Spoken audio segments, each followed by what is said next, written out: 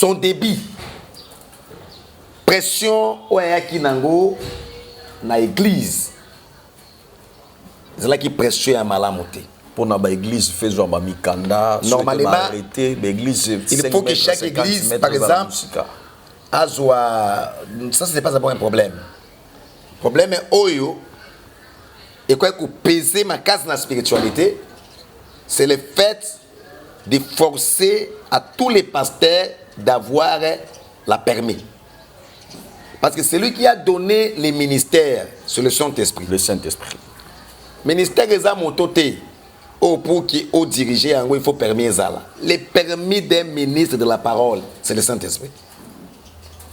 C'est poussé par le Saint-Esprit que les hommes ont parlé de la part du Seigneur. Je voulais dire une chose, premièrement par rapport à son éminence Constant Moutamba, il a bien commencé son travail. Mais ce qui est important, abandé qu'on ignorer adversaire naïe par rapport à la capacité au Yazanango. Comment? Donc il y a mon qui a capacité naïe, mais il a ignoré ses adversaires.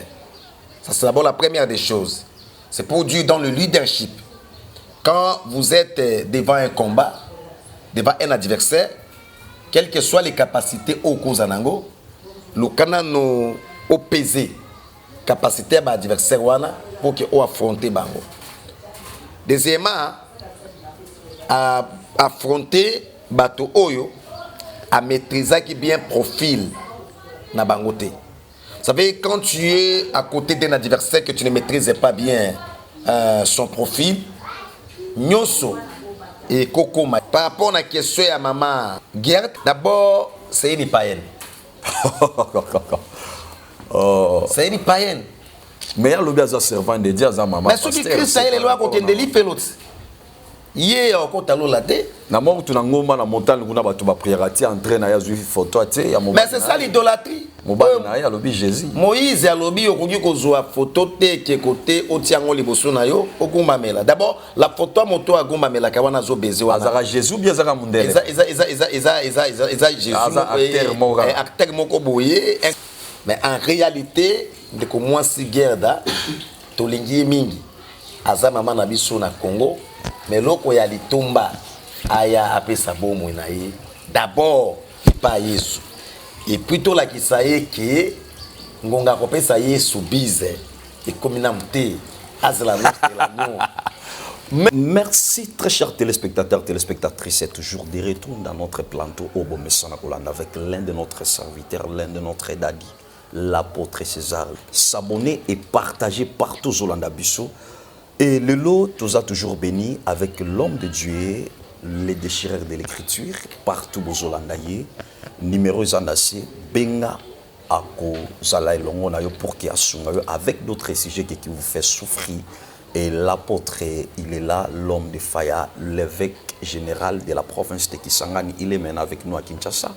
J'espère que tu ne seras pas d'ici. Na Oyunza Mazo Salelaye, Nazane Nelongo, si je vais demander avec mon ingénieur. Toujours exaucé, Liboso Netanonabiso, qui nous aide toujours, qui est à la Liboso Nabino, pour nous prendre encore avec notre daddy, l'apôtre César Limeme. Mbote papa. Oui, mbote papa. Bonne évolution. Évolution, ça va très bien, ça évolue très bien dans Ngolu et en Zambé. J'aimerais que Liboto eza musika, bato baza musika, pour nous petits kabano na mabona Nzambe. Baoyo bazui grâce à bengote, bazo appelé grâce à prière. Seigneur, Tonobi, merci pour na moment oyo. Topamboli motunyoso aza connecté na émission oyo babeli babika bakangami bafungwama kandingi bola nango tina suka nguya lisekwa ezala partage na bango na kombo na Yesu amen amen na kombo na Yesu nguya lisekwa elanda ba nyoso partager aimer s'abonner numéro za nase ya etando na biso soza na posa ya apôtre César Limeme il est là toujours devant nous akosunga yo na likamwa oyo nzamba tekati na ye parce que za na bato o bazotatu là mon apôtre mon évêque papa César oui j'espère que magamozo le kanamboka parce qu'à un moment baloba que le père de ta vie dépend aussi de ton pays très bien mais kotala aussi par rapport à l'évolution ya mboka na biso na mon ancien testament pour que bazo mokonzimo il fallait mosakol un prophète à wendre roi très bien alors par rapport à l'auction Nzambati Katinabino, on vient de voir l'un de notre ancien ministre, si je peux dire, bon, entre parenthèses, notre frère Papa Constant Moutamba, ministre en justice, procès déjà d'ici le 27 août, mais tout le monde battu salavé. Le plus grave problème, Maman Pasteur Gerta, oya lobaki Yesu aza mobali naye akepe apesi contribution na babilo walipa. Mais photo on a eu à Bezarabatu. Est-ce que contribution on a et où tu pas la photo ya mobali na yo apesa rabis ou bien par rapport na ba bambongo azalaka nango, c'est pas d'après toi l'homme de la connaissance, l'homme de l'Apocalypse. Merci beaucoup. D'abord, j'ai béni le Seigneur, notre Dieu, le maître des temps et des circonstances. J'ai béni aussi la présence de Maman Célestine. Ah oui, elle est là parmi nous aussi. Qui est notre accompagnatrice. Elle est assisté Bissot. Et tous les autres. Mère de plaisir. Vraiment, ils sont nombreux.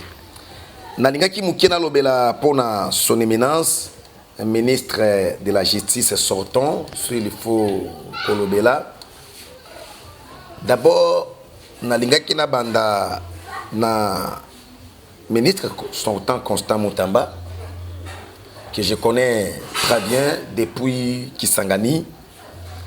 On a eu qu'à parcourir na Maïlé à l'époque là, où Bisson tout là qui ensemble il y a encadrement, il y a Père Zeno et à son âme, et puis Père Lomé, si je ne me trompe pas. Depuis Koko Lanaye, il y a toujours un esprit patriotique, éveillé, courageux, et son avenir parlait beaucoup de choses. J'ai grâce à comment on a eu les sauts pour la première fois na Kisangani na Belvedere. Na tangoye ko la propagande na une élection présidentielle. Et pour la troisième fois où j'étais encore en face, il y a le ministre sortant Constant Moutamba na la fourchette pour na ba obayebi Kisangani. Ayaki azalaki en face na ba président de la confession religieuse. Et comme j'ai représenté l'RSC, je pense que na posaka trois questions. Na quatre trois questions na posaka il y a des questions qui na rapport ya biloko oyo azo le kisalelo. La Bible nous recommande de nous soutenir les uns les autres. Pour nous, d'abord à évoluer bisika na outil. S'il faut qu'on la mingi base à son éminence, ministre sortant Constant Moutamba, les habits sont à Kisangani. Ils sont à Kisangani. Yango Moni. Oui, bon, parce que vous avez un mail si je me normalement, collège normalement, d'ailleurs, il nous a aussi aidé, hein, surtout dans la communauté Moulin Tozanango, dans la démarche, il y a personnalité juridique. Je voulais dire une chose, premièrement par rapport à son éminence Constant Moutamba. Il a bien commencé son travail. Mais ce qui est important, abandé qu'on ignorer l'adversaire par rapport à la capacité au Yazanango. Comment? Donc il y a mon qui a capacité mais il a ignoré ses adversaires. Ça c'est d'abord la première des choses. C'est pour dire dans le leadership. Quand vous êtes devant un combat, devant un adversaire, quelles que soient les capacités au Kozanango, le canano opposé, capacité à l'adversaire pour qu'il affronte Bango. Deuxièmement, à affronter Bato Oyo, à maîtriser qui bien profil na Bangote. Vous savez, quand tu es à côté d'un adversaire que tu ne maîtrises pas bien son profil, Nyoso et Kokoma et les choses à bilingue vont permettre un gars n'importe quand et Kokoma. Azalaki n'a pas initiative Yamalamu. hein, a éveillé quand même jeunesse. Non seulement pour éveiller jeunesse, a influencé jeunesse. Troisièmement, a imparté génération haut. Ce qui est là au justice, il y a Congo, a un compte numérique, oyo mbongo, il y a justice à Congo, ils ont compte direct. Et ça grâce à il y a des prisons où ils ont innové, ils ont inauguré, ils ont même construit. Grâce à les faibles qui n'avaient pas de gens pour s'en sortir, ils se sont retrouvés aujourd'hui grâce à Constant Moutamba.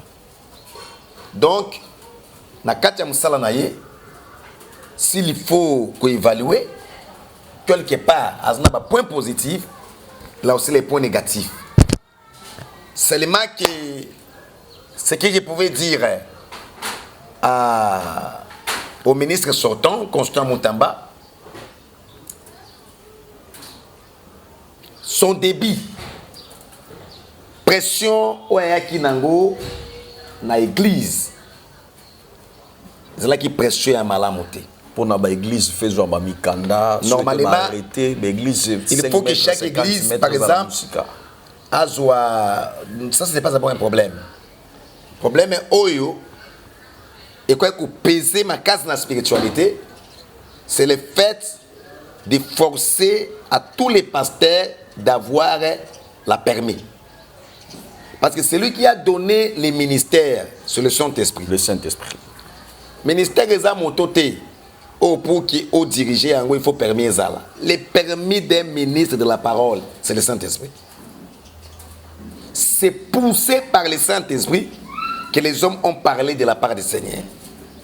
Et puis Dieu ne se répand pas de ses dons. Parce que permis est qu'il faut inspirer. Mais Saint-Esprit inspire à gâter. Parce que l'église a permis la plantation. Les hommes de Dieu. Pour la personnalité juridique, ce n'est pas un problème. Chaque église, il faut avoir mikanda.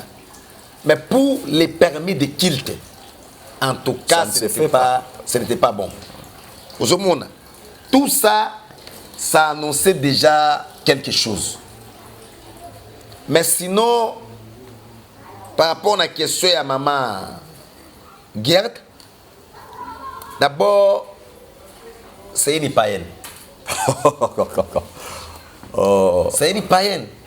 Mais il y a le servant de Dieu à maman. Mais ce qui Christ a les lois contre des livres l'autre.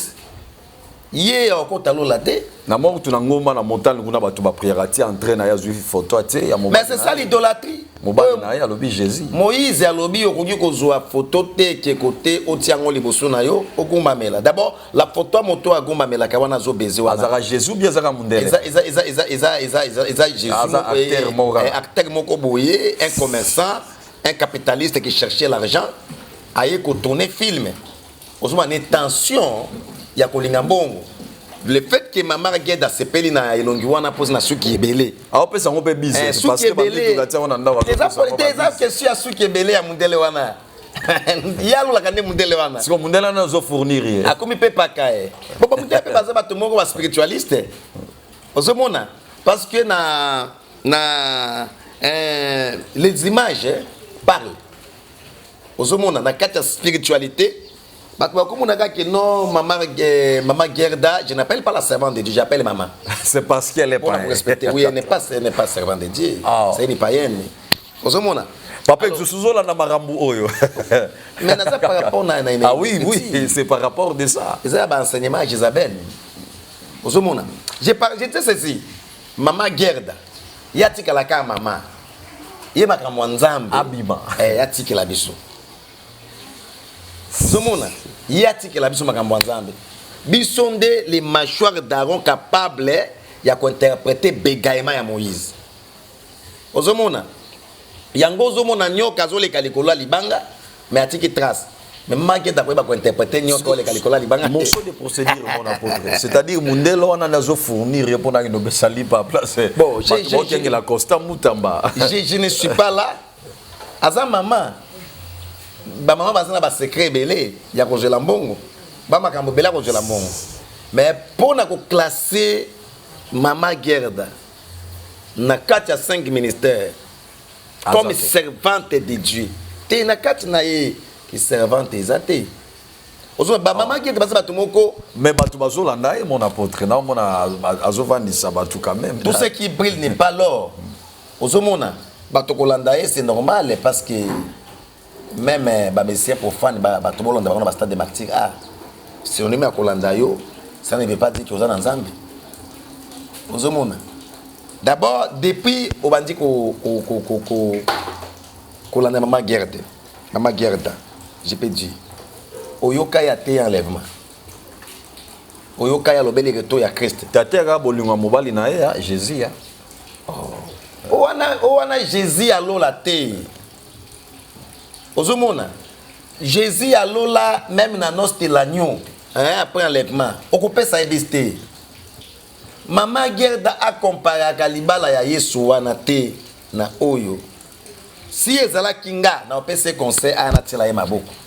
Wendre. Oui, natila maboko. Mama Gerda Olandi l'apôtre elle a dit chose en a besoin. Avec toute humilité servante. Aya. Christ. Je ne refuse pas. Je dis bien avec toute humilité. Non, avec toute humilité. De comme moi si Aya. D'abord, Aya Mbasali. Allez, quand la nouvelle naissance. Azwa affermissement. Après qu'on soit affermissement, tout former si qu'on a ministère pour mouler mon aébika. Parce que sinon à côté de la canne à yeso ya photo. Yeso ya kuna na lola. Mon apôtre Jérémie Shadrach.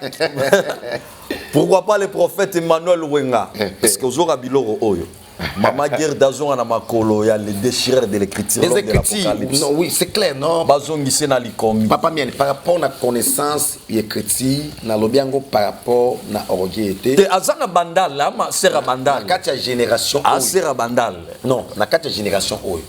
Hein? Na katia génération Oyo. Attention, qu'on a ba abonné, ils sont différents. Qu'on gagne ba abonné, ils sont différents qu'on gagne ba âme. Ah oui. Gagner les âmes. Au moins, il va maquiller les réseaux sociaux. Tout le monde a pris sa vie. Mais il ne cherche pas les âmes. Il y a comment on a montoyé à ça, des bêtises, dit n'importe quoi et tout consort.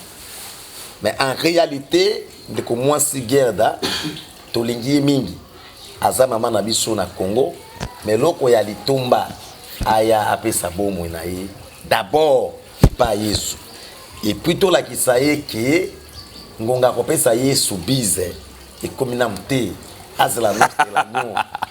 Mais balobi par le bis que tu as trahi, moi nana mutu. C'est-à-dire bis wana azo trahir nangoli lo banankolo. Normalement, ça c'est pour fonder les écritures.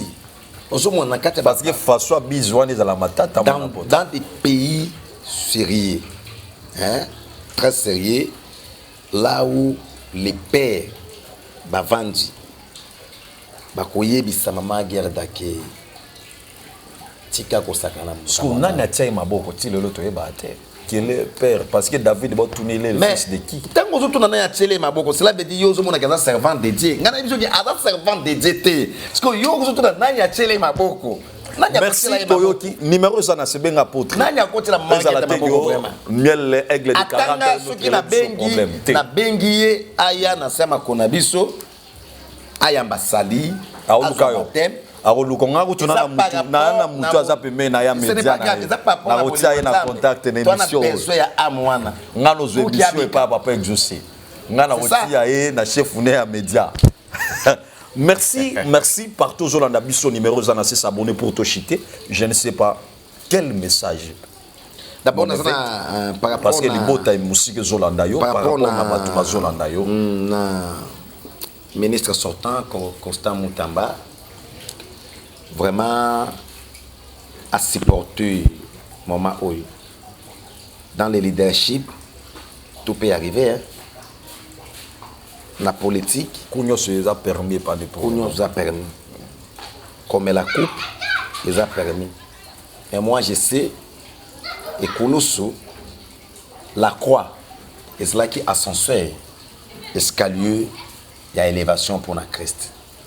Pendant ce temps, on n'a pas beaucoup plus à commenter parce que la justice est en train d'évaluer et de faire son travail. Mais là, comme on a conseillé qu'à public, au bazar derrière le ministre sortant, que justice et nabiso à Sedaka na pression il y a master. À Sedaka na pression il y a publicité.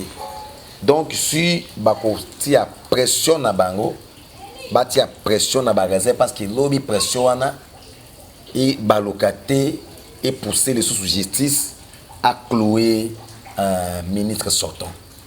Vous avez parce que actuellement les gens se posent des questions.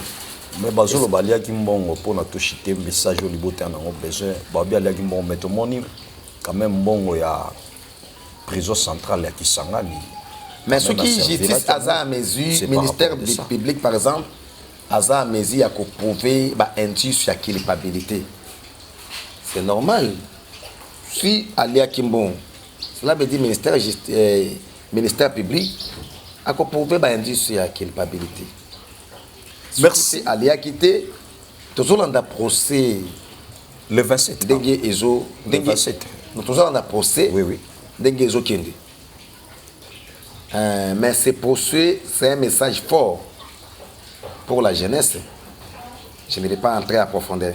Merci pour la liboto bazola na biso.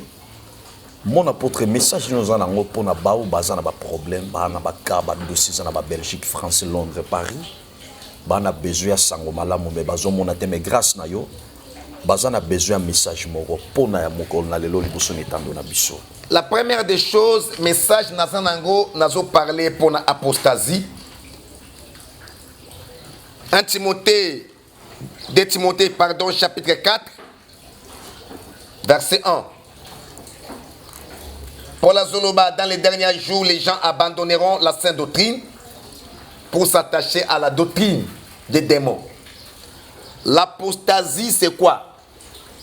L'apostasie, c'est abandonner la parole. Et où est-ce que l'apostasie a commencé?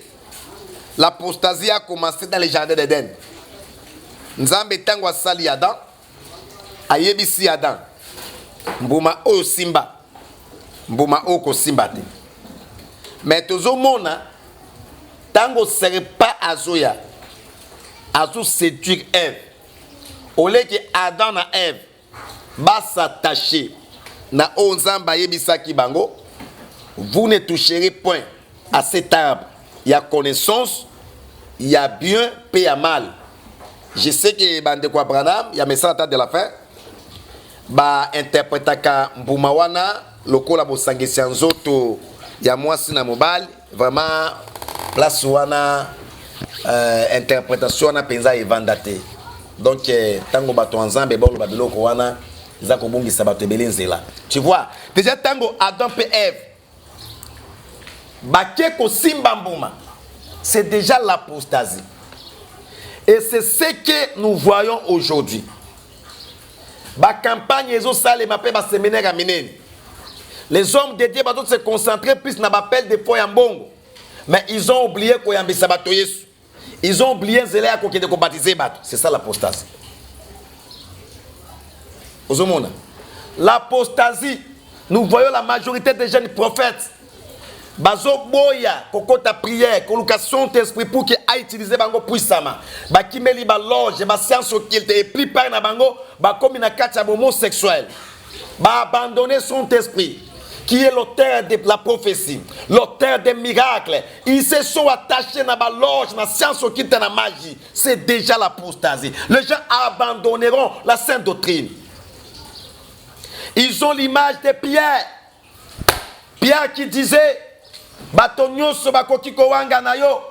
mais moi, je ne te gagnerai jamais. Mais remarquez, dans le moment de l'arrestation, Pierre a tiqué sous qui le véritable fait de Bora a commis komisa la moto na ye moko avandi wana liboso ya moto azoyo kamela mali parce que mali les alaki mais abosani Yesu qui le fait dévorer et bazo ebisa Pierre toi aussi tu étais avec Jésus de Nazareth alors mais je ne connais pas cet homme c'est déjà l'apostasie. Et si Pierre awangana ki Christ, lelo combien des hommes de Dieu, combien de chrétiens, bazo wangana Yesu na zela ba comportement na bango. Dimanche en église na tongo, na pokwa na boîte, na pokwa na nganda. C'est ça l'apostasie. Azotanga kombo Yesu na munoko, mais azna bague produire comme miracle. Ana chaînette chapelet et produire comme miracle. C'est ça l'apostasie. Les gens abandonneront la sainte doctrine. Oui, l'apostasie, c'est un signe des temps de la fin. La dernière signe des temps de la fin, c'est l'apostasie. C'est l'apostasie. Nalingi lokoto no tango bien. Même tango ndeko l'ifoko du ciel. Azoko mana niveau ya kolobaki j'aime Branham plus que Jésus. C'est déjà l'apostasie. Tant on a tout là ba tolokola ba prophète de Nilis. Ba ton saki martyr na kombo na Yesu qui était censé de prêcher la parole. Mais actuellement, c'est ça l'apostasie. Nakobete la sinakate mission oizoya. Quand on oublie l'unité, on oublie l'amour, c'est déjà l'apostasie. Donc, Jésus-Christ te revient bientôt. Merci beaucoup.